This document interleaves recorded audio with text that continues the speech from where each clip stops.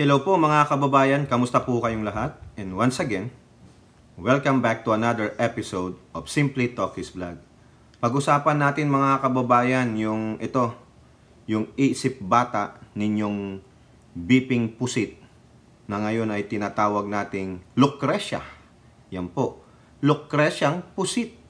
Kasi po meron na naman siyang challenge naman sa mga young guns ng House of Representatives. Yun nga lang, pinalagan po siya. Challenge accepted, sabi nga po ng mga young guns. However, meron silang however. If and only if, siya naman ang china-challenge. Siyempre, hindi lang ikaw ang pwedeng mag-challenge. At ganun din po, meron pong nag-uutos sa Pangulong Marcos at sa kasamahan nito na sila daw po ay humingi ng sorry? Ha? Talaga? Siguro alam nyo na yan kung sino yan. Pero bago po tayo magpatuloy, tayo po ay magbibigay pugay at pasalamat sa lahat ng ating channel members, followers, subscribers, nagla-like at nagsishare ng ating mga videos, sa mga nagbi-video replay, sa mga nagsishare ng kanilang blessings, sa mga nakakasama natin sa ating video premiere at live stream. Special shout out to all our OFWs, men and women in uniform, sa mga frontliners at sa mga guro. At shout out din sa lahat ng tumutulong sa atin sa paglalako ng ating channel, at ngayon po tayo po ay aabot na sa 59,000 subscribers. Maraming salamat po sa inyong lahat. And may God bless us all, no? Patuloy natin ipagdasal ang ating bansa at ang ating gobyernong Marcos, no? Na sana iwaksi ang mga katulad nito. Okay, quote card muna mga kababayan. Kasi itong reyna o presidente ng impyerno ay meron na namang mga pagbabato, no? Nagsalita na naman po siya. Tulad po nito, tingnan nyo. Unstable, unhinged, unbecoming, unsound mind. Meron pang isang un. Ulitin nyo na lang, I'm not any of those. Oo. Ano yung un? No? Yung un niya, dagdagan nyo ng C sa unahan at dagdagan nyo ng T. See you next Tuesday. Lucrecia. Di po ba? Tama, mali. Ulitin natin ha. Sabi niya, unstable, unhinged, unbecoming, unsound mind. Meron pang isang un. Sige. Di sa simula, lagyan ko ng letter C. At sa dulo, lagyan ko ng T. Kayo nang magbasa niyan. Pero kung babasahin ko yan, see you next Tuesday, Lucrecia. Di ba? Ang problema kasi ngayon sa mga politiko, they have never seen a politician who has nothing to lose. Ay, ganun po ba? Nothing to lose. Wala daw siya. Nothing to lose daw siya. Really? Oo. Nagtatapang-tapangan po si Lucrecia, mga kababayan. Sino ba yung Lucrecia? Di ba? Si Pusit. Lucreciang Pusit. Kasi yung iba, Lucring na eh. Yung iba, Lucaret. Ako, si Lucrecia. They have never seen a politician na I don't give a... Ayun. Tingnan nyo. I don't give a... Yan ang problema kasi I am not like them. Oo. Talagang magkaiba kayo, mga kababayan. Magkaiba talaga sila. Bakit? Kasi po, si Lucrecia, lustay, sinungaling, at pusit. Yung mga ibang politician, they tackle the problem head on. Even though some of them ay nagnanakaw din. Di ba? At ang tendency sa mga ganitong mga tao, sasabihin nila, crazy, lukarit, luka-luka, buang, disparada. Bakit daw ako disparada? Uy, hindi niya sinabing, bakit daw ako lukarit? Di ba? Hinayupak lang. Bakit daw ako desperada? Bakit mo naman kinuha yung desperada? I am Vice President of the Republic of the Philippines. I'm not going anywhere. So anong ikaka-desperada ka? Oh, ganun ba? Mag-antay ka. Oo. Mag-antay ka sa banat ng makabayan. You just wait and see. Sa ipapile ni Trillanes na impeachment sa'yo, we will find out if you were gonna be still the Vice President of the Republic of the Lucrecia.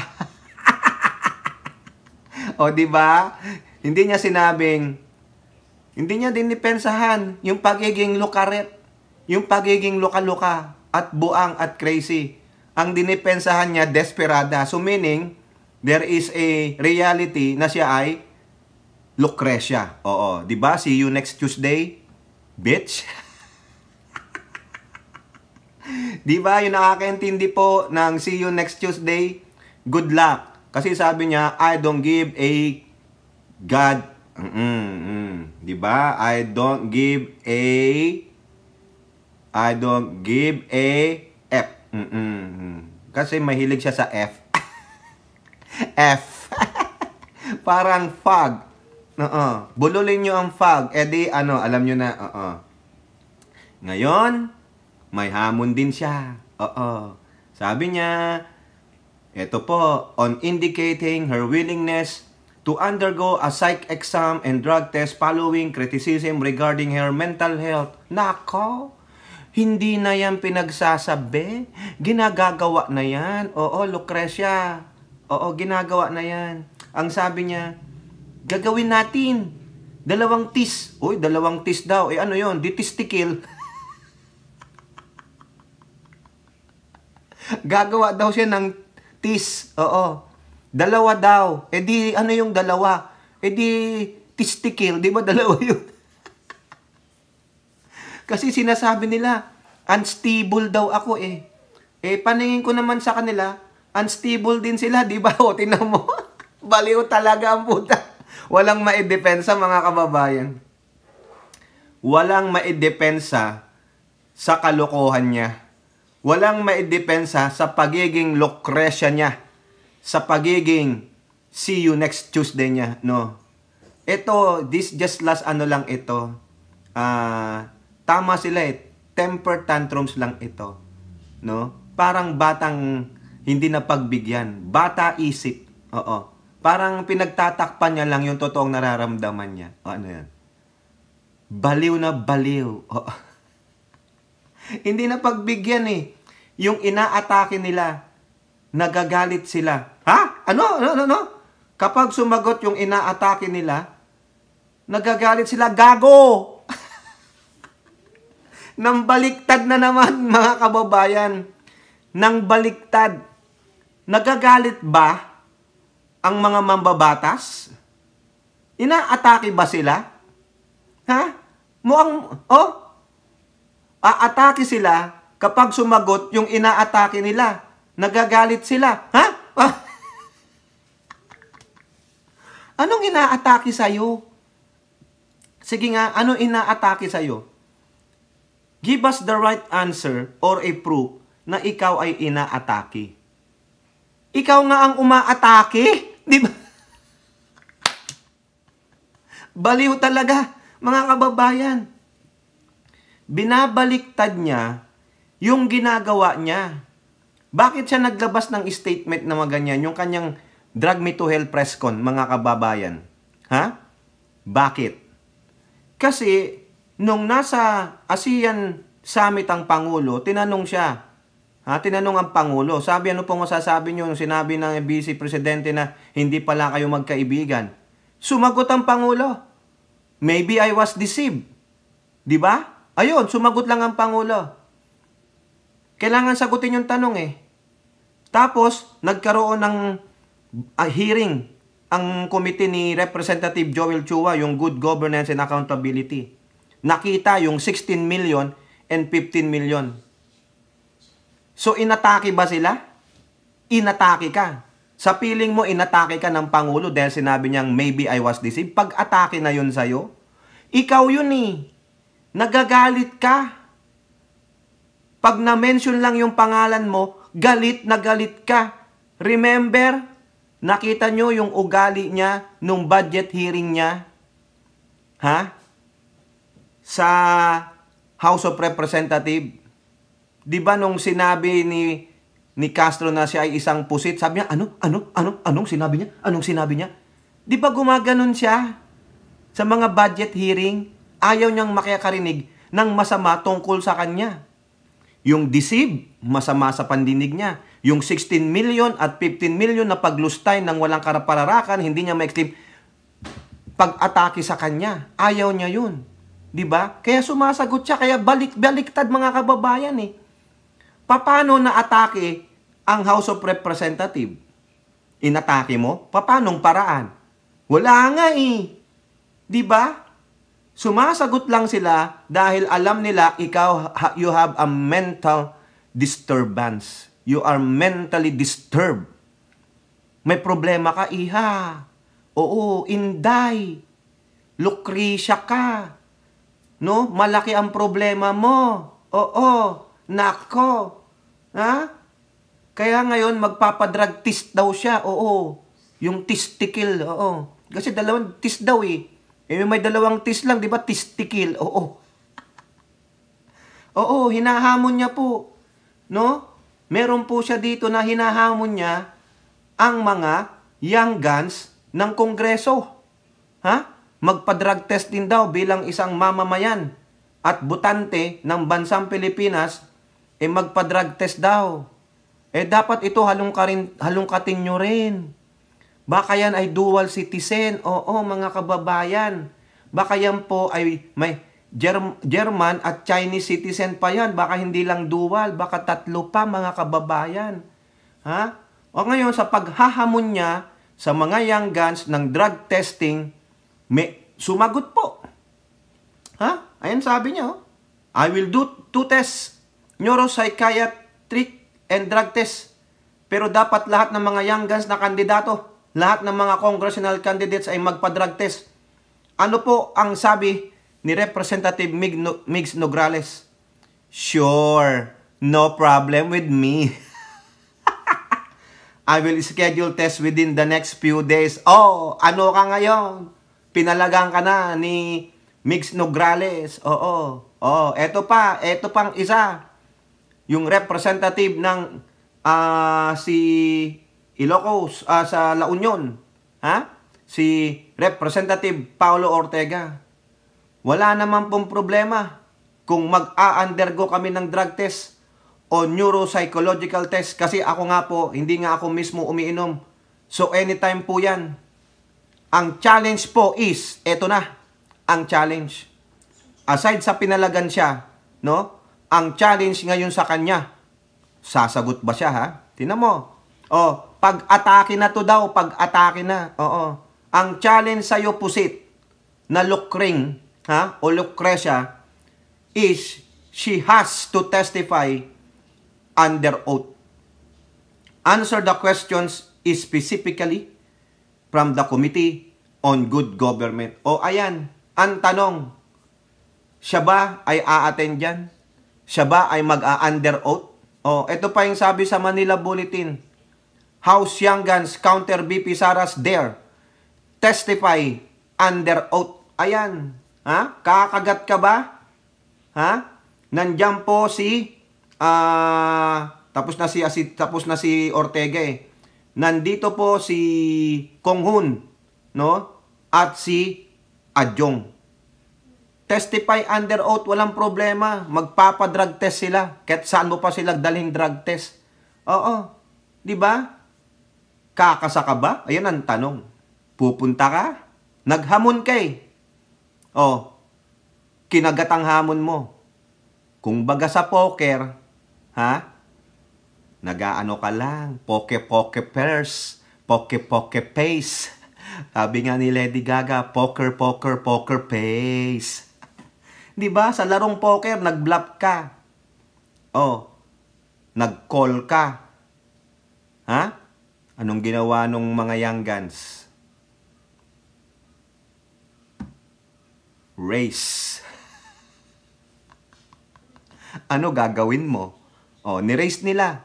Nag-anti-up sila. Ni-raise nila yung call mo instead na i-double lang. Raise. Sabing ganon. Attend ka ng hearing under oath. Ano gagawin mo? Are you gonna double up? Or fold? Titignan natin. Naghamon kay. Magaling kang manghamon no? Kala mo, feeling mo, ang galing-galing mo. Feeling mo, ikaw lang ang makapag-dare. O ngayon, double up or fold? Yan. Kaagati mo? Di ba? Sabi mo, matapang ka. Mamumugot ka nga ng ulo De-desecrate mo yung bangkay ng aming presidente. Yung tatay. Sige nga. Pupunta ka ng kongreso at ikaw ay, I swear to tell the truth and nothing but the truth. But don't mention the God because you are the president of hell. Biruin mo, sinabi niya presidente siya ng impyerno. Tapos, nagpunta ng Baklaran. Nako, buti hindi umusok yung katawan mo doon. Di ba? Pinalagan siya mga kababayan. Sige, papadrug test kami. However, you have to do an oath. Umattend ka ng hearing ng good government and accountability. What's gonna be? Poker face? Wala na Ano ka? Are you gonna double up? Still show your poker face? Or magpupold ka? Pag siya sumagot dyan yung, okay, call. Di ba? Yan. Hintayin natin kung magagawa niya, mga kababayan, Ang yabang-yabang mo, ngayon, sige, tignan natin. Di ba? Ngayon naman, mga kababayan, punta tayo dito sa isa, no? Ang ating Pangulo at mga kasamahan niya ay inuutusan po, mga kababayan. Inuutusan po na sila ay humingi ng tawad doon sa mga COGIC members di umano na nasaktan at doon sa pamilya nung namatay na miyembro daw di umano ng COGIC sa ginawang raid ng mga pulis. Paano yun? Sino nagsabi niyan? Di si Lucreciang Pusit, di ba? Sabi ng Inquirer, Sara on reconciliation with Marcos allies. Sabi ganon.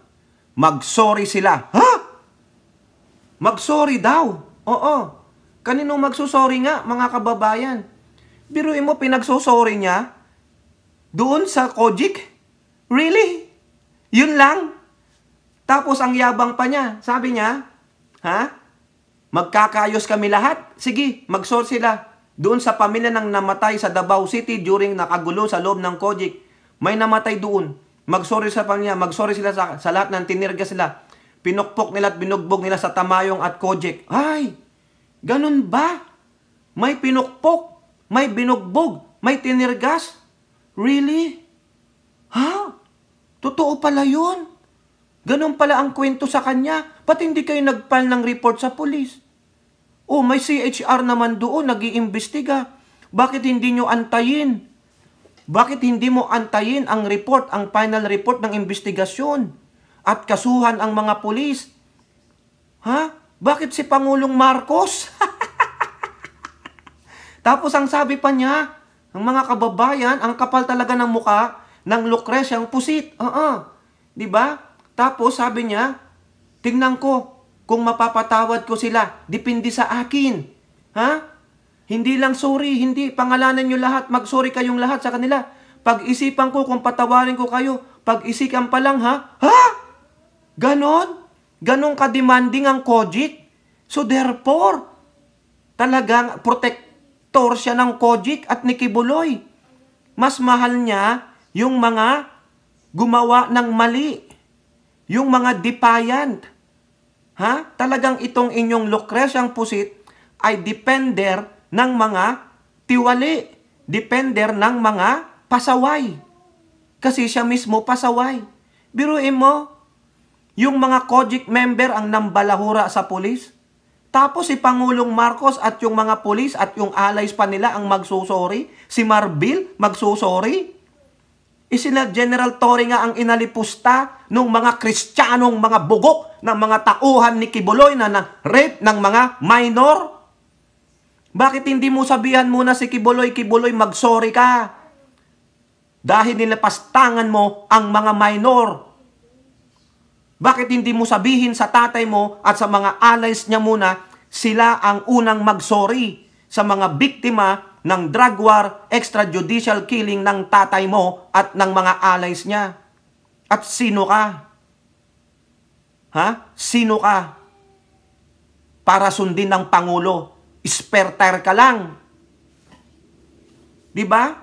Kala mo, ikaw na ang namumuno sa bansa. Tandaan mo, wala kang silbi dyan. Bising pusit ka lang. Ha? Nagtatago ka nga karipas takbo ka nga, kaya tinawag kang pusit eh. Diba? Yung tatay mo, tinawag ding pusit. Pareho kayo. Kung ano ang puno, siya ang bunga. Sino ka para mag-utos sa Pangulo at sa mga kapulisan, kay General Torre, kay General Marbil, na sila ay humingi ng sorry sa mga COGIC. Sila ang pasaway. At yung namatay doon, sinabi na nga na hindi kasalanan ng mga pulis. Kasalanan ng COGIC dahil yung pala, siya ay hindi natutulog. Tapos isisisi mo sa operasyon na meron namang legality, na interrupt lang dahil sa kanilang pagbabarricade, human barricade, gumagamit ng mga minor, gumagamit ng mga members ng COGIC. Bakit hindi mo sabihan si Kibuloy na mag-sorry siya sa mga members niya? Ginamit niya sila. Diba? Sisihin mo si Kibuloy. Susuko rin naman pala. Bakit pinatagal pa? Tapos ngayon, ang kapal ng mukha mo. Kasalanan pala ng Pangulo, yung nangyari sa COGIC, ulul. Gago, lukring ka talaga. Oo. Anong palagay mo sa amin? Maloloko mo kami? Wala kang ang statement dyan eh. Mas protektado mo pa ang mga gunggong na yan eh. Diba? Pagdating sa Davao City, kala nyo kayo ng pinakamaganda, pinakamagaling. Nandudugas nga kayo ng mga report ninyo sa mga blatter eh. Diba? Takbuhan nga kayo ng kriminal eh. Kaya naman pala, mas protektado nyo ang kriminal.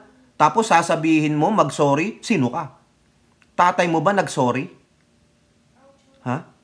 Ikaw, nag-sorry ka ba sa katarantaduhan mo? Mag-sorry ka muna sa mga loyalista at Marcos supporter na sinabihan mo na ide-desecrate mo ang labi ng aming Pangulong Ferdinand Edralin Marcos Sr. Mag-sorry ka muna sa amin. Diba? Spare tire ka lang, kala mo kung sino ka? Ulul ka ba? Dapat i-demand din sa'yo ng taong bayan na ibalik mo yung pondong pinababalik sa'yo ng COA. Yung mga bilyong piso na nilustay mo. Diba? Yung mga perang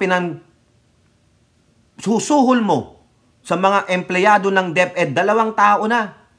Nag-sorry ka ba sa amin? Hindi. Kasi feeling mo, ikaw ay perpekto.